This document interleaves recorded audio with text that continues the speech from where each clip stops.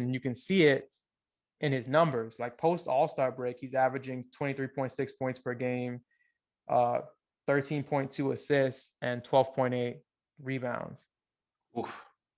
So, oh my God. he just, exactly. So he just wasn't. Let me put you on game.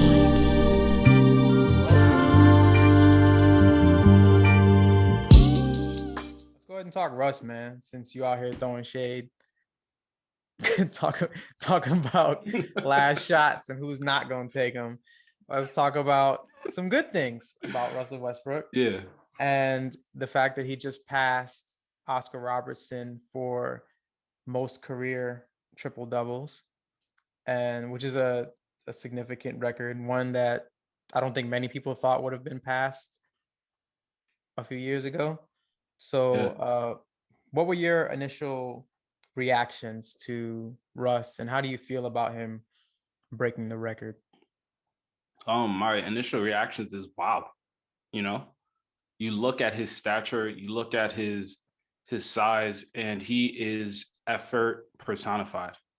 He is, I'm going hard for 48 minutes and I don't care. And I'm going to ride for and with my teammates. And I don't care who the opponent is. I don't care what you look like. I'm coming at you. And you love to see that dog in him. And it shows on both ends of the floor.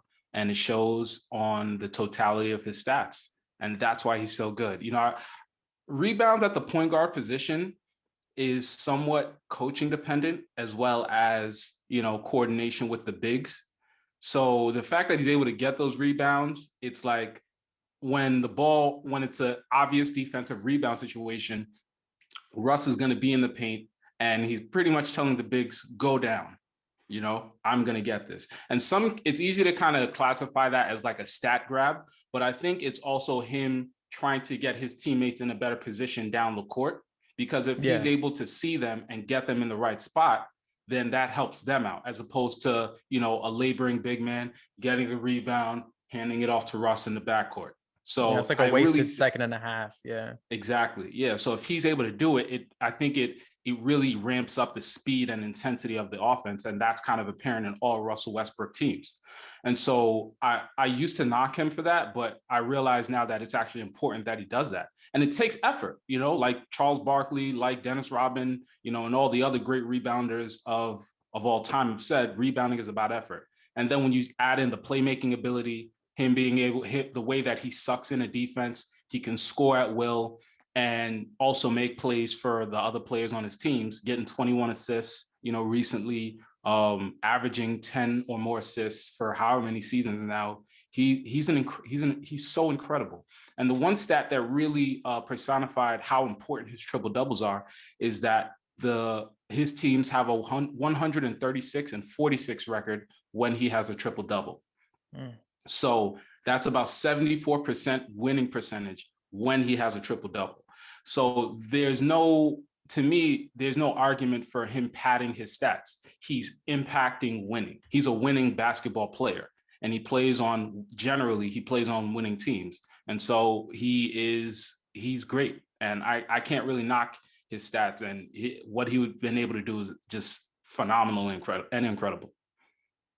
Yeah, I agree. I think the conversation around Russ has been like kind of frustrating for me as a fan, because I thank you for not doing it just now, but the Ringer, one of the Ringer podcasts brought it up. I think it was The Mismatch, and they were talking about Russ, and they said that, you know, he's obviously one of the most criticized players in league history, but even when people compliment him, it's like a lot of people will do what you just did and they'll say all of that, but then they'll say, but, and then they'll be like, be that as it may, he also, and then they'll list like all of these other things that he's not good at. And they're like, my issue with that is that outside of a very select few players, most players have flaws.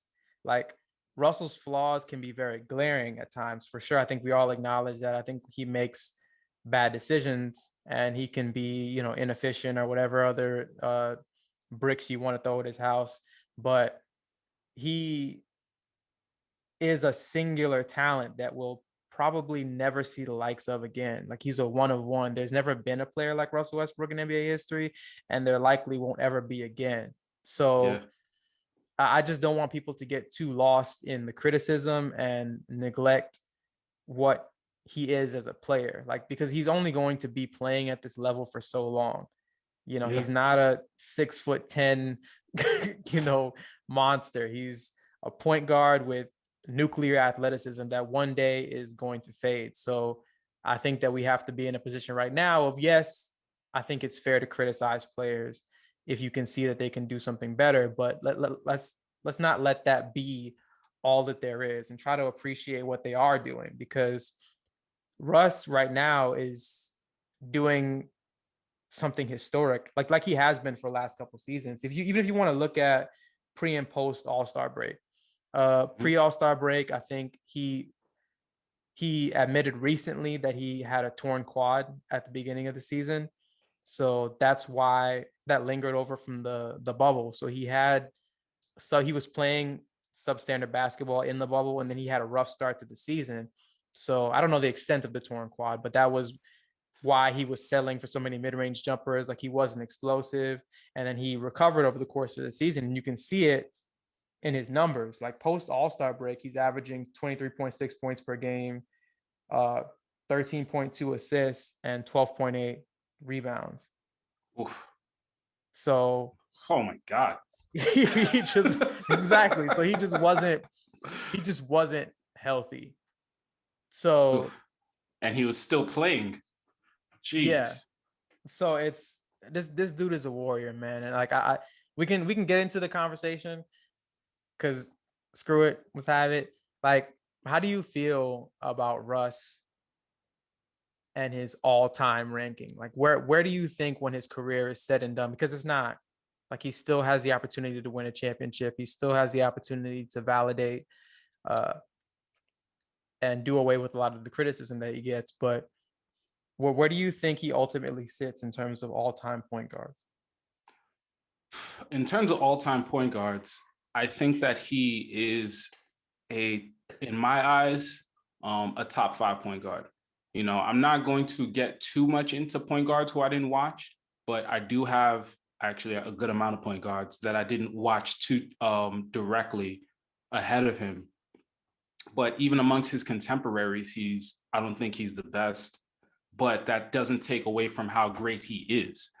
Ahead of him all time, I personally have Magic, Steph, the big O Oscar Robertson. He won a championship in his time. Jerry West, the logo, because according to Basketball Reference, he's actually listed as a point guard. And if you look at his Which stats, is and weird. I mean, it is, but he led the NBA in assists in 1972, 1971, Mm. 1972, and he was a phenomenal scorer and an amazing competitor by their estimation. And at tied at 5, I actually have both him and CP3. And statistically speaking, you might look at a Chris Paul and be like, yeah, but he hasn't done what Russ has done statistically. But as a winner and as a floor general and as kind of the eye test, I think CP3 is right up there. And the fact Yeah. that neither of them have a championship as of yet, to me, makes it an even kind of deal. Like, one is more statistically great, but one is probably the quintessential point guard and floor general and of a generation, and they're both doing generational things, but in different ways. And it's harder to measure Paul's. So that's why I kind of have him as tied for number 5. So he's technically a top 5 point guard for me. How about you? Right.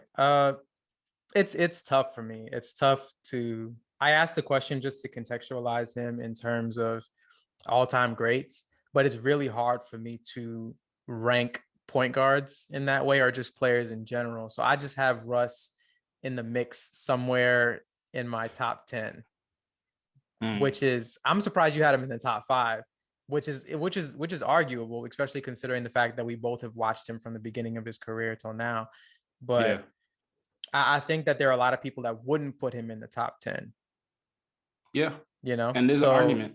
And it also depends on how big of how do you define point guard? Because you have people on ESPN like Max Kellerman that define LeBron as a point guard, that will define a Luka Doncic as a point guard, that will Harden. define James Harden as a point guard. And it's like, yeah, but like, let's take, we understand what you're doing with that, but let's not put them in that mix. Let them have their shine in their category at their actual defined position, as opposed to this kind of semantics game that they play. Yeah, it's probably But even just still, then lead would you, with all facilitator those is considerations, he still doesn't crack it? my top five. Say it again. My top five. Yeah.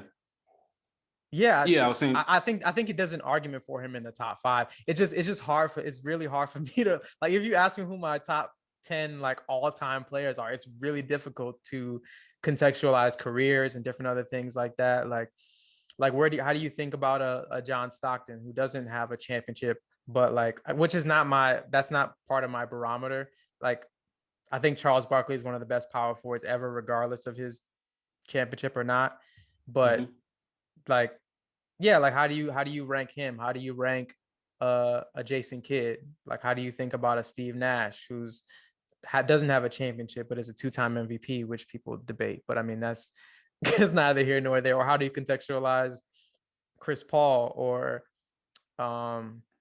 somebody like a Bob Cousy who none of us watched because he dribbles in circles with one hand. But like how do you contextualize all of these players? So I think that Russ is just for me somewhere in a general top 10, because I personally don't even do I don't even do the GOAT argument.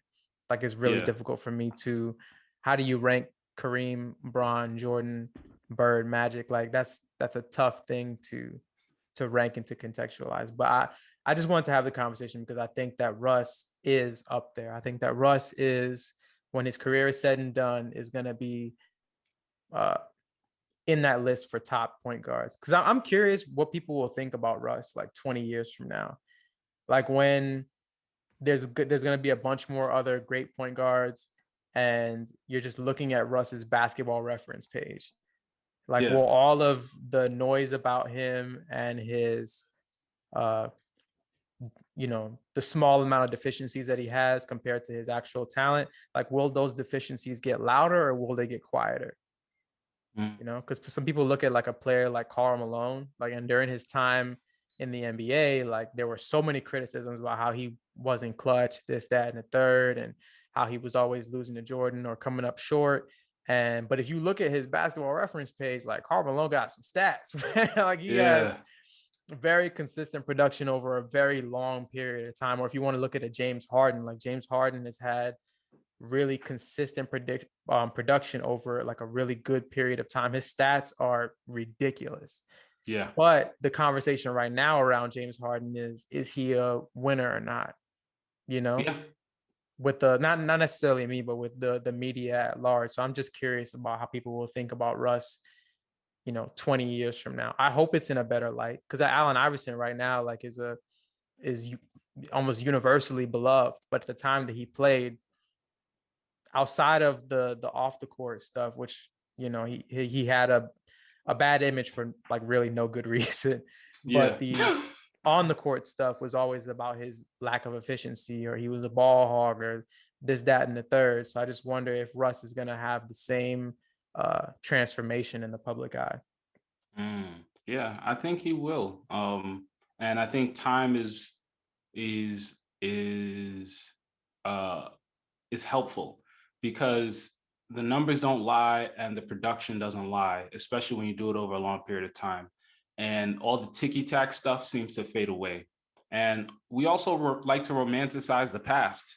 And so that's why it's kind of hard to take the spot of the best of all time, because we fell in love with stories and narratives at a different time. And it's hard for us to let go of that. We have such an emotional attachment to it, Yeah, time is going to be very helpful to Russ, especially if, during the latter part of his career, he's able to get some kind of, championship at some point. Same thing with the Chris Paul, same thing with the James Harden,